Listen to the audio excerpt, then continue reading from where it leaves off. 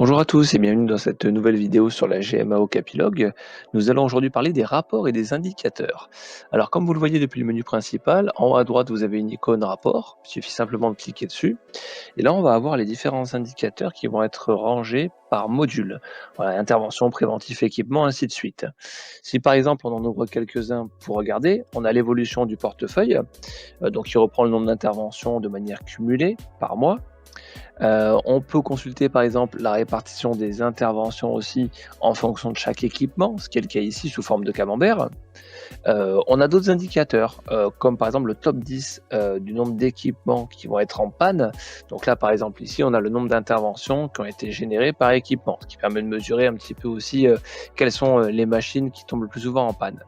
Et puis on va avoir des indicateurs un petit peu plus annexes, comme ici la liste des mouvements, c'est-à-dire que lorsqu'on fait une gestion d'articles de stock et de pièces de rechange, on peut avoir justement quelles ont été les quantités sorties, à quel prix et à quelle date. Et puis, si on va aller plus loin, on a la possibilité de personnaliser soi-même ces indicateurs via notamment le tableau croisé, qui reprend un petit peu le principe du tableau croisé dynamique sous Excel, où en choisissant les données dans la colonne paramétrage de gauche, on peut faire un petit peu ce que l'on veut.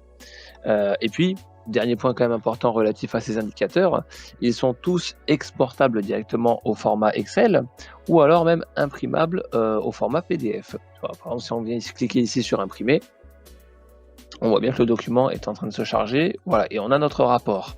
Ce qui est intéressant avec ce type de rapport, c'est que vous pouvez les présenter lorsque vous faites des points mensuels avec votre direction ou avec vos équipes, et c'est un véritable outil de travail pour pouvoir avancer et améliorer la gestion des coûts dans l'entreprise.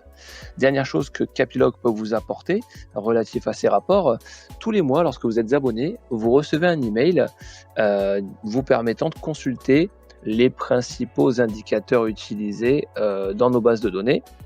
Nous vous l'envoyons directement sur votre boîte mail et vous recevez ce type de rapport qui est un tableau de bord et qui reprend, on le voit ici, les principales informations utiles pour le service maintenance.